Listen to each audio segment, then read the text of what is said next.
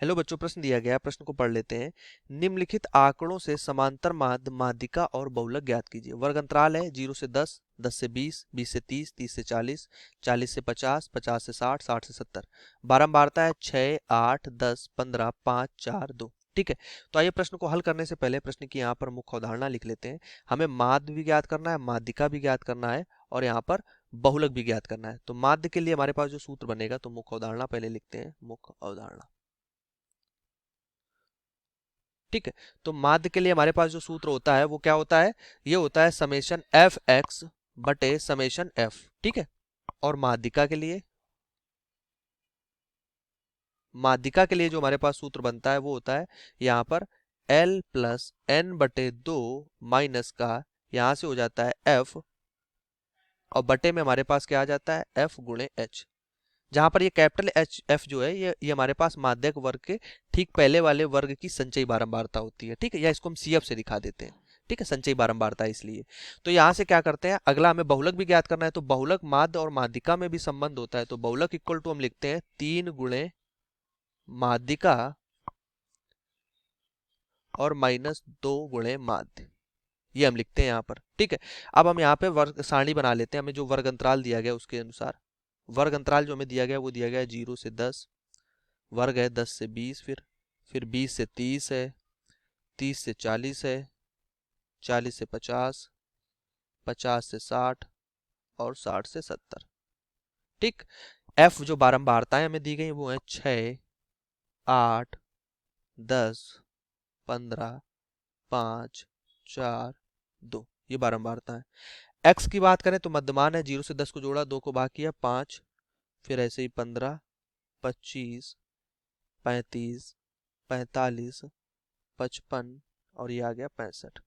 अब बारंबारता है हमारे पास तो संचयी बारंबारता भी लिख सकते हैं। ये कितनी हो जाएगी? 6, 14, 24, 39, 49 और 48। यहाँ 49 के बाद कितने हो जाएगी? 39, ये 49 हो गई।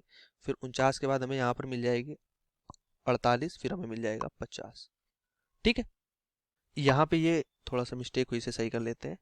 ये अगर देखें तो ये हमारे पास 39 हो गई, 24 और 15 हमारे पास कितना हो गया? 39, 39 और 5 44 होगा, तो ये 44 हो जाएगी। ठीक, 44 4 48, 2 50 हो जाएगी। संचयी बारंबारता आ गई। अब एफ एक्स निकालते हैं, तो एफ एक्स कितना हो जाएगा? यहाँ से एफ का एक्स में गुणा 30, 15 अट्ठे आ जाएगा 120, फिर ये आ जाएगा 250, 525, 225, 220, 130।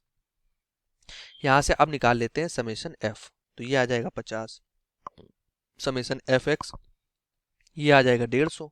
ठीक, अब यहां से अगर हम देखें तो यहां से हमें क्या चाहिए? अब पहले माध्य अगर ज्ञात करें, माध्य, तो माध्य हमारे पास क्या हो जाएगा? सीधा हो जाएगा 150 बटे 50, मतलब कि सीधा निकल के आ जाएगा 30।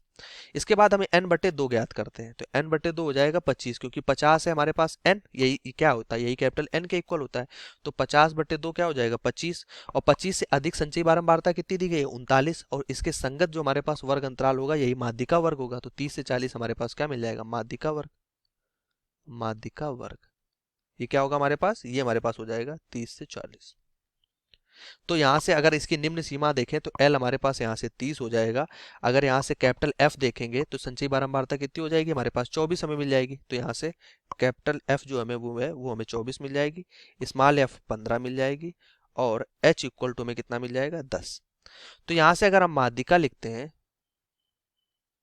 माध्यिका, तो ये कितनी हो जाएगी? 30 प्लस 25 माइनस 24 और बटे का 15।